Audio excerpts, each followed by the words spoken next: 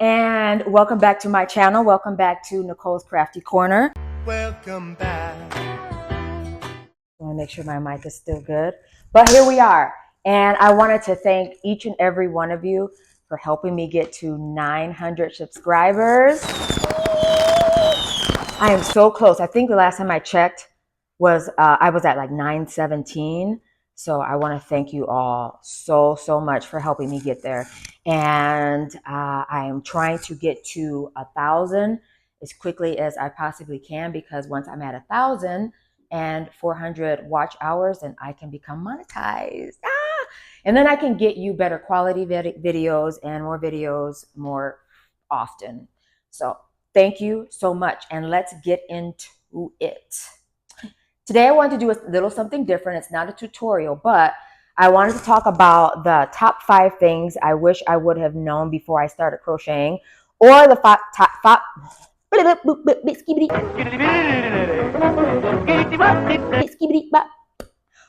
top 5 things every new or beginning crocheter should know. Okay. First thing I want to talk about is hooks, right? So most people start off with a regular metal, is it steel? I'm gonna call it metal because I don't know. Hook, it's just your basic hook, works perfectly, will get everything done that you need to get done. They're cheap, $2, $3, $4 maybe, and they work great, right? However, when you're crocheting, especially in the beginning, sometimes you're gripping it really hard and you're trying to figure out what to do. Whether you're new or not, though, you're going to have pressure points on your fingers where you're holding, whether you hold it like a pencil like I do or like a knife, you're going to have points on your fingers where you're gripping it. So if you can right away, try to invest in a hook that is ergonomic, that has some cushion on the part that's going to be going against your hand, that has thumb rests that are comfortable. It's not against metal. There's nothing. I'm not hating. Listen to me. This is great. I'm not hating. But if you can, this is a Clover brand, and these are about $10.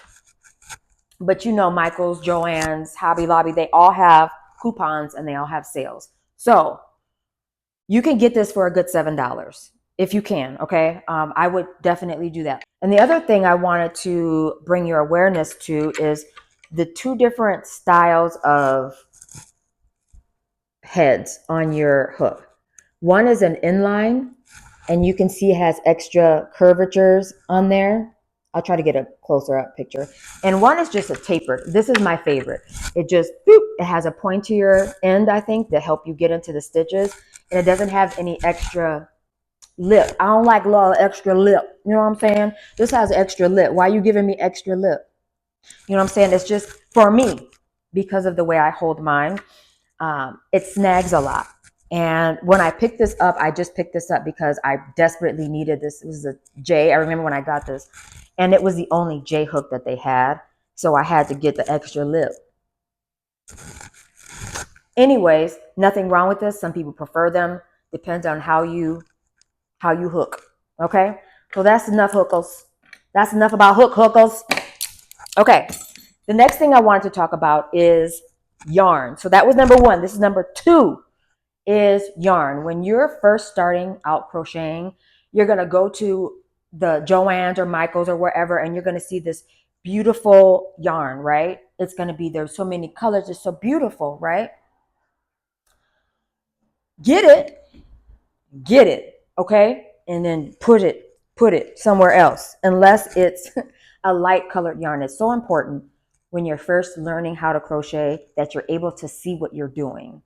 And you can't see what you're doing if you're using dark skin yarn. I love dark skin. However, we're talking about yarn here for beginners. So darker yarn is very hard to see the stitches. A lighter yarn, you can see everything. And I know a lot of people, when they first start, they like, oh, I want this gray and this black and this blue and this forest, all of that. And it's beautiful. But then you end up ripping your work apart, or ends up being wrong, or you end up missing stitches. That's what happens a lot, is when you're going along, you'll miss stitches because you can't see them. And then you're frustrated, and then you don't want to crochet no more. Don't do that. Get light skin yarn. Get some light yarn, okay? It doesn't have to be bright, because bright is different than light, right? So this bright yarn is, I can see it better than I could if it were black, but it's still like aggressive on my, it's a grab you in my face. I love this. It's one of my favorite. It is, and I love it, but it's not as calming on the eyes as if you get a light. This is like a khaki, I think, or like pastels work very well. Even light grays, just something that's easy to see, because that is super important when you're learning how to crochet. Okay. Also, there's variegated yarn. That's just multicolored yarn. You're going to see it's going to be so pretty. You're going to be like, oh my gosh, I'm going to make a hat and a scarf and all of that. And it's beautiful. And you should get it. And you should put it away. Because again, I say, light yarn is so much easier to work with. This yarn is beautiful, but when you're first starting and you don't know what you're doing, you can get lost. You can get lost in the variegated yarn. So just do yourself a favor. You will make less mistakes if you just get a light yarn. And then when you get a little bit more, it won't take you that long. If you're crocheting often, which is my next point, it won't take you long to get good enough to get you some dark skin yarn. Myself. Dark skin yarn. Okay. So that was tip number 2. Tip number 3 is crochet often. If you want to get good and you want to get good in a shorter period of time, crochet often.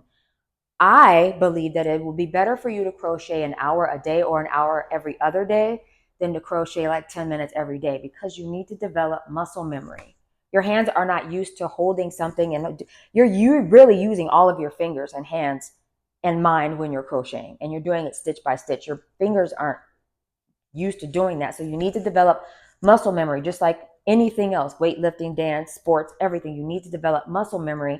The best way to do that is to do something often.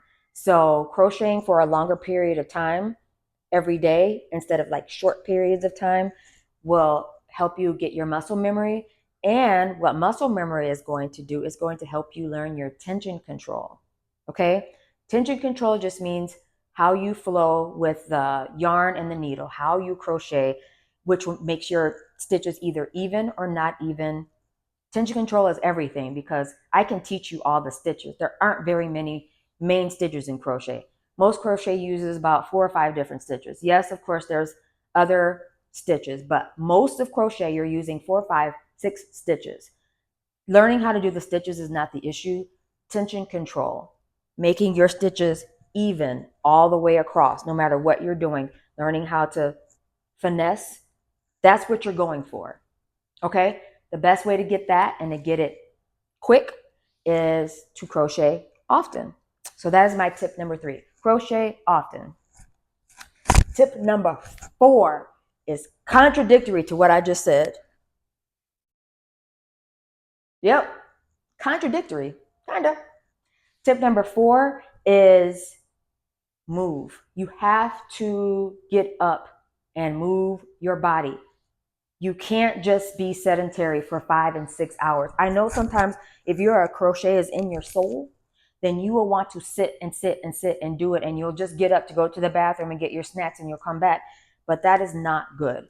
You have to move your body. And I'm not talking about anyone with disabilities. I'm not being insensitive. Some people can't get up and move. But you can do this. If you're crocheting, you can do this. Do that.